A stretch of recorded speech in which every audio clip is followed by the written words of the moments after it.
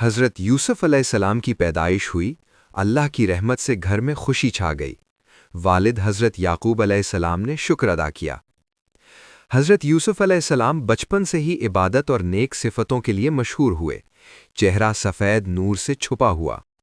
وہ اپنے والد کی خاص محبت کے قابل ہوئے، بھائیوں میں حسد پیدا ہوا۔ ایک رات حضرت یوسف علیہ السلام نے خواب دیکھا، 11 ستارے، سورج اور چاند ان کے سامنے سجدہ کر رہے تھے۔ انہوں نے خواب اپنے والد حضرت یعقوب علیہ السلام کو سنایا۔ والد نے نصیحت کی کہ اس خواب کو بھائیوں کو نہ بتائیں۔ بھائیوں کے دلوں میں حسد مزید بڑھا، شیطان نے انہیں غلط منصوبے بنانے کی طرف مائل کیا۔ ایک دن بھائیوں نے حضرت یوسف علیہ السلام کو ساتھ لے جانے کی دعوت دی۔ صحرا کی طرف سفر ہوا، سب اسلامی لباس میں ملبوس، ایک صبر آمیز ماحول۔ کنویں کے قریب پہنچ کر بھائیوں نے حضرت یوسف علیہ السلام کو دھوکے سے اتارا۔ حضرت یوسف علیہ السلام کنویں میں گر گئے، مگر اللہ کا نور ان کے ساتھ تھا۔ ان کے دل میں اللہ نے سکون اور حوصلہ عطا کیا۔ بھائی واپس گئے اور جھوٹا ثبوت لائے، خون لگا ہوا قمیص۔ حضرت یعقوب علیہ السلام نے صبر کیا اور دعا میں اللہ سے مدد مانگی۔ یہ لمحہ صبر اور توکل کا عظیم سبق ہے۔ کنویں میں حضرت یوسف علیہ السلام کی حفاظت اللہ کے ہاتھ میں تھی۔ ایک قافلہ وہاں آیا اور حضرت یوسف علیہ السلام کو کنویں سے نکالا۔ حضرت یوسف علیہ السلام مصر لے جائے گئے۔ عزیز مصر کے گھر میں پہنچے، چہرہ سفید نور سے چھپا ہوا۔ وہ عزت اور اعتماد کے ساتھ اسلامی لباس میں رکھے گئے۔ وقت کے ساتھ اللہ نے انہیں علم، حکمت اور حسن کردار عطا فرمایا۔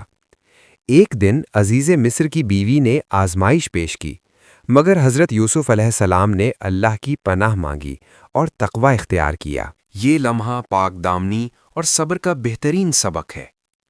جھوٹا الزام لگا کر انہیں قید میں ڈال دیا گیا۔ قید کے دوران حضرت یوسف علیہ السلام نے خوابوں کی تعبیر دی۔ اللہ نے قید میں بھی ان کی عزت برقرار رکھی۔ یہ وقت بھی اللہ کی حکمت کے مطابق تھا۔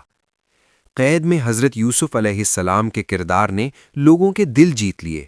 بادشاہ کا خواب آیا جس میں گائے اور اناج کے بیڑے تھے۔ پیغام ملا کہ حضرت یوسف علیہ السلام کو یاد کیا جائے۔ حضرت یوسف علیہ السلام نے بادشاہ کے خواب کی تعبیر بیان کی۔ بادشاہ نے ان کی حکمت اور سچائی دیکھ کر انہیں عزت دی۔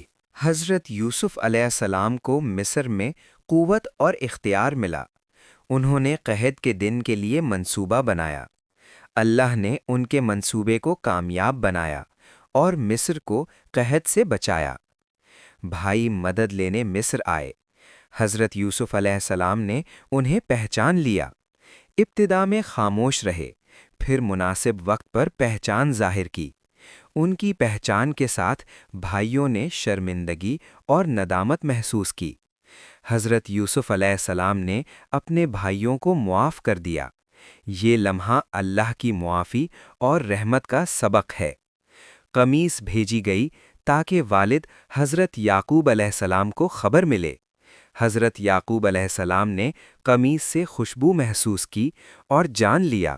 ان کی بینائی لوٹ آئی، گھر میں خوشی چھا گئی۔ خاندان مصر کی طرف روانہ ہوا۔ طویل سفر کے بعد خاندان مصر پہنچا۔ والدین نے ادب سے سر جھکایا اور خوشی ظاہر کی۔